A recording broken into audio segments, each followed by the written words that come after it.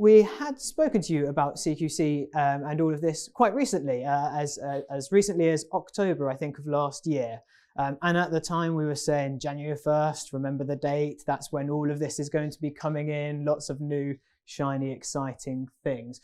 You will all be aware that it hasn't arrived on January 1st as previously advertised. So what we wanted to do today is to talk to you a little bit about why CQC has chosen to delay its rollout, what that new timeline actually is. So what are those dates that you need to be thinking about? What are the things that you need to be mindful of? And also to maybe try and take a little bit of a step back about what the implications might be for you as the providers and for the health systems and care systems that you're operating in. So I should say that part of this is based on what people have been publishing, what CQC have been publishing online and what others have been saying. But also we recently saw Kate Taroney, who's the interim COO. Many of you will be familiar with her as the previous Chief Inspector for Adult Social Care, so many of you will know who that is. And she was discussing the rationale behind those changes of plans. So we go to all these events, so you can just come to this one and then save your money and get all the good stuff here. We're jolly good, you like that. Quick recap then. So really there's kind of two big things that I think are going on. So the first is the Health and Care Act has very significantly expanded the role of CQC. So that's going to be looking at local authorities as they did once upon a time, but also now regulating those integrated care systems that have come into existence in the last few months. Then there's this stuff below here, which are the range of changes that are happening for you as providers. So moving away from the 4 existing frameworks into a single assessment frameworks, replacing the frankly ludicrous number of key lines of inquiry, 355 key lines. I don't know if anything can be key if there's 355 of them, lines of inquiry with a series of quality statements. Watch how they balloon over the next few years. That will be my guess. Also refreshing the categories of evidence that can contribute to the oversight process and updating their approach to inspection and assessment. So this move away largely from a focus primarily on physical inspection to a range of different data and evidence-based practice. A quick recap then also of what was going on for those local authorities and those integrated care systems. They're going to be assessed under a whole range of different quality statements and themes.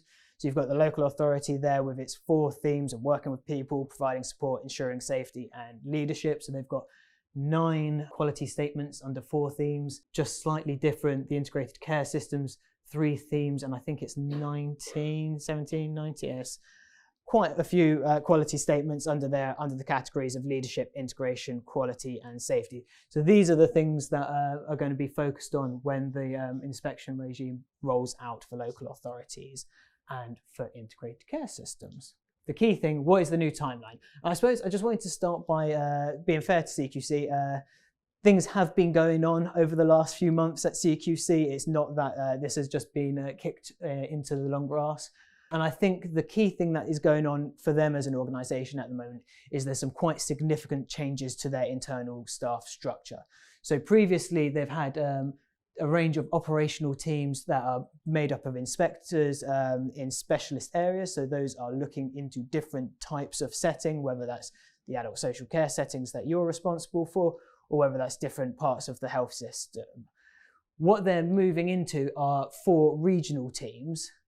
And I suspect the reasoning behind that is because they're going to need some pooled expertise from all of these specialists when they start looking at local authorities, but even more so when they look at the integrated care systems as a whole.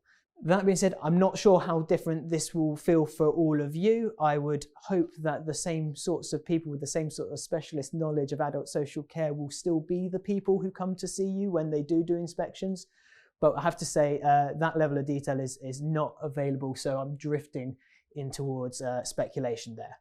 But in terms of what they've been doing, CQC, big reshuffle internally. In terms of for you all as regulated services, you'll be reassured to know that the new assessment approach will not proceed until later in 2023. Not a lot to hang your hat on that, I have to say.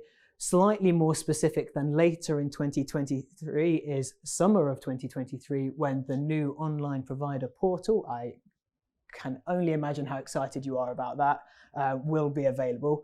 That portal, just to remind you, is where you'll be able to apply for registrations, make change to your registrations. You'll be able to review draft judgments and put your challenges through those where you wish. We also wonder if eventually this will be the portal where you start to submit your data and your regular reporting to them. They don't say that, but I would assume that that is the long-term aspiration, which is why that one's got a question mark by it. That being said, in the meantime, CQC are continuing to prioritise inspections for services, particularly for people with learning disabilities and autistic people, but those where they've not received an update for a while or they've not inspected for 3+ years. In terms of local authorities and integrated care systems, I'd say we're seeing a little bit more guidance about what they're going to be rolling out and when, but it's a much more staggered rollout. So for those local authorities, they're initially going to focus on 2 of their 9 quality statements. Those 2 they're focusing on are care provision, integration and continuity, and addressing needs across all local authorities. From April to September, they're going to do 5 pilot assessments covering all 9 quality statements across the 4 themes. Assuming that those all go fantastically, and no doubt they will, in the autumn, they're then going to try and expand that to another 20 local authorities. What we're saying is by the end of 2023, the vast majority of local authorities will not have had some sort of baseline assessment yet from CQC. If we take that 20 assessments across the autumn as a sort of an indication of the rate at which they think they might be able to do those assessments, so roughly 20 a quarter, what we're actually saying is it's 2025, the middle of 2025, before all local authorities have actually gone through this process. Dare I say, for the integrated care systems, it's an even more modest approach.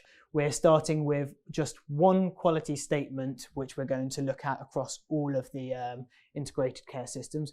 I think it's an interesting choice. They've chosen equity in access. I think we could all agree that I think that's a very important component of what they do. Given within those quality statements that there were some focuses on workforce, and given what we've heard from all of you today and from your peers across the sector around the challenges for workforce, I'm a little bit surprised that that wasn't the area they chose to start, but perhaps they're starting with something they feel is a little bit more manageable. There is an intention to pilot the full assessment approach with selected ICSs before starting formal assessments. It's not clear how many people are going to take part in that. It's not clear when they're going to take part in that. It's not clear when we're going to finish that piloting and start moving on to the rest of the assessments for ICSs. Why have we actually had these delays? Well, I suppose the first question was CQC actually ready? And I think it's fair to say the answer is probably not. So I mentioned at the head that currently they're in the middle of a reasonably major internal restructure. The HSJ reported that it's a bruising impact on staff confidence in the organisation and its strategic direction. I'm sure many of you will have been through those sort of organisational reshuffles, so perhaps some of you sympathise with this. But I think all of that's to say is actually they haven't got their operational teams ready to deliver this, and it's been quite a difficult process by the sounds of it to get to where they are now. I think possibly making that more difficult is the fact there were two exec departures last year. One of those has been fulfilled by Kate Taroney reshuffling into that COO role. That's then created a gap as the Chief Inspector of Adult Social Care. So we're currently operating without a Chief Inspector of Adult Social Care in CQC. In the operational teams, there's challenges. In the executive teams, there's challenges. And I think the fact that the online portal isn't going to be ready to the summer, when they had previously planned to start this at the beginning of the year, suggests to me that not only are their teams not ready, but the technology that they need to make this approach work also wasn't ready. So all of this to me, combined with the vagueness of the timelines that we currently have available, suggests to me that there's not a huge amount of confidence in CQC as an organisation about how ready they are to deliver this to a set timeline. It wouldn't surprise me, for example, if actually we saw further delays as we went through the year and things slightly slipping even more. So just something to keep an eye out. That being said, perhaps this isn't all about CQC. Are you guys all ready for this as well? Is the sector ready? And I think there is some feedback. Providers in particular are finding the being ready for the data components of it a bit challenging. That's the feedback that's being given to CQC. And I would observe that many of the ICSs are still very much finding their feet. Their strategies are only just being published now. The extent to which those are being put into place and actually the structures are there for them to start pulling the levers they need to pull to manage their systems, I think is not entirely clear to me. So perhaps they need a little bit more time in their own right just to get bedded in before they can actually progress. Other CQC priorities, it has to be said, there are some other things that are on their mind. And these are the things that Kate Roney particularly emphasised when we heard her speak recently. So the two things that they mentioned were capacity inspections and intermediate care. So in January, CQC got in touch with all the directors of adult social services to ask them to nominate care home providers who they could identify who were currently rated inadequate, the sorts of places that they couldn't or wouldn't place in, but who they thought were probably performing above that rating. The idea being that they would send out inspections to go see, actually, yes, these are homes where the standard of care is higher than the rating, bring those back into the pool of care homes where people could be placed to build capacity in the system. They're currently also looking at scoping and shaping a new project around the impact and value of intermediate care on systems and people. To me, all of this really speaks to this idea that actually using social care as a means to improve the flow from hospital back into the community is very, very high on CQC's agenda. I've just put at the bottom, they did do some consultation recently and very much workforce challenges and a sense from adult social care that their other partners in the ICSs don't really understand what they do beyond that support for helping people out of hospital. That came through very clearly in that work.